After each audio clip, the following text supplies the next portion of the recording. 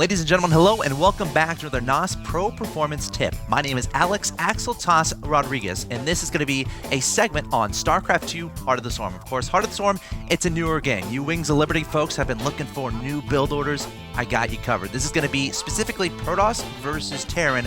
We're going to be looking at a replay from Boss Toss MC in a game against Bomber from the 2013 Winter Championships. So get your pens out. I got a build order ready for you. Let's go ahead and jump right into the game.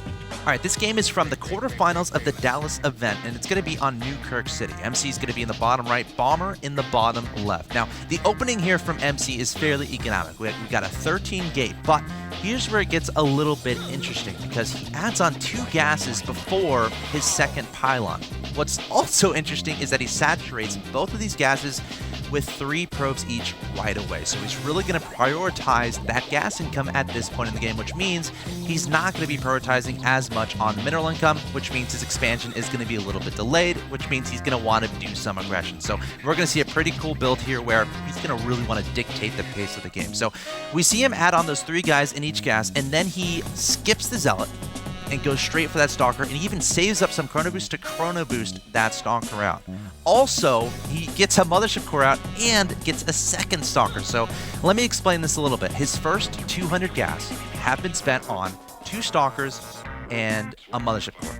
This is a lot of gas investment onto these early units, which means he wants to get some map control, he wants to get some early aggression done, and he kind of has to make it worth it because he's kind of delaying his probe count quite a bit, and he's delaying that natural expansion, that oh so important expansion. So very aggressive build starting out here from MC. Also, important to note, he keeps guys on gas after doing all this, so he still wants to use more gas in the future. We'll take a look at that in a second. So he sends his Mothership core straight across the map. Now, Newkirk City is a map where the air rush distance is much shorter than the ground rush distance. So normally, when you get a Mothership core, you're going to delay it a little bit because it does cut into your pro production, and of course, it does cost 100 gas. So MC getting this early, he wants to send that right across the map, right to his opponent's main base. Now, this accomplishes a number of things.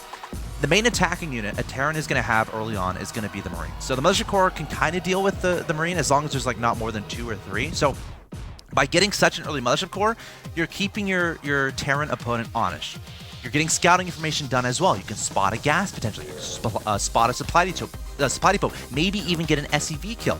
Also, if your Terran opponent pulls their Marines away, you have 2 Stalkers at their front door. That's exactly what MC does. He sends his 2 Stalkers that he Chrono Boosted out to his opponent's front door and starts to kind of poke and prod. What can happen here is if your Terran opponent doesn't get a bunker, or if he's not paying attention, first you have a Mothership core at his back door, you have 2 Stalkers at his front door, 2 units that are pretty okay against Marines and SCVs, right? The 2 Stalkers can micro away from Marines all day, get some kills done. So a lot of aggression here from MC. He really wants to map control, really wants to test his opponent's decision making at this point, kind of throw him off their game. So pretty cool build so far here.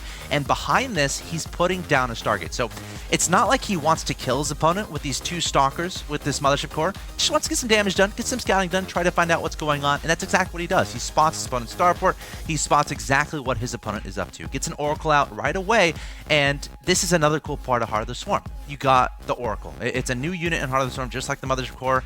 It has a lot of utilities that we're going to see as this goes along. So MC gets his Oracle out, also takes his expansion. He's like, all right, that's enough damage done. I got my scouting in, and now I can be safe to take my expansion. Now, what happens here is Bomber sends a medevac full of submarines and a Widowmine straight to MC's base. We see some crazy micro where MC is able to micro his Mothership core, keep it alive with 3 HP left. But again, it's showing all of these units he has in the field, how they're useful going into this early mid-game situation, bringing the 2 Stalkers back to deal with the medevac and the Marines. But the Widowmine is still going to be annoying. However, the Oracle, remember we got that out, it has an ability called Envision. He can see he can see cloaked units for a short amount of time. Of course, MC is going to use that to be able to take down this Widowmine. So another awesome utility of this opening build from the Stargate. The Oracle can use Envision to detect those cloaked units. Also, he decides to be aggressive. He adds on Phoenixes behind this Oracle. So the Phoenix is another great unit that I want to just spend a little bit more time on here. The Phoenix in PvT is a pretty big story because at the championships, we saw a bunch of Terran players using medevacs everywhere to kind of exploit the lack of Phoenix, the lack of a defense straight up from the Protoss players. So MC, getting these Phoenixes out, is able to dictate air control. He's able to use them throughout this game to snipe a medevac here, snipe a medevac there, make sure medevacs aren't doing scary stuff into his main base. Also, what you're going to see in this game, it's really cool. He uses the Phoenix to pick up the Widow Mines that he sees from the Oracle. So we're seeing how this opening build from MC can really open up his options, keep him really safe, and MC is able to enter the mid game with a significant advantage. He has more probes than his opponent. He knows exactly what his opponent is doing. He has more army. He hasn't lost a unit. So it's just a really cool Stargate opening here from MC, and of course, as the game goes along, Phoenixes get better and better. And the last thing I want to talk about here is the revelation ability from the Oracle. You can place crowns on the heads of your opponent's Marines, and you get to see them for 60 seconds. Now, Protoss players know the feeling of being in the dark against a Terran. It's very scary. You're trying to get upgrades, you're trying to get stuff done, but you don't know, all right, is my opponent attacking me anytime soon? Well, the Oracle, with this revelation ability, you can see your opponent for 60 seconds. They can't do anything about it. So a great way to spot exactly what your opponent is doing. And again, transition safely into the mid game. So guys, I hope this NOS Pro performance tip has been incredibly useful to you, because it's an awesome build showcased by MC where you can employ some nice early aggression with 2 Stalkers in the Mothership core, and you can follow up with that Oracle and additional Phoenixes and really take control of the air, which has been given a lot of Protosses a lot of trouble. Guys, this has been Alex Axeltoss Rodriguez with your NOS Pro performance tip. If you want some more NOS Pro performance tips, head on over to MajorLeagueGaming.com/NOS.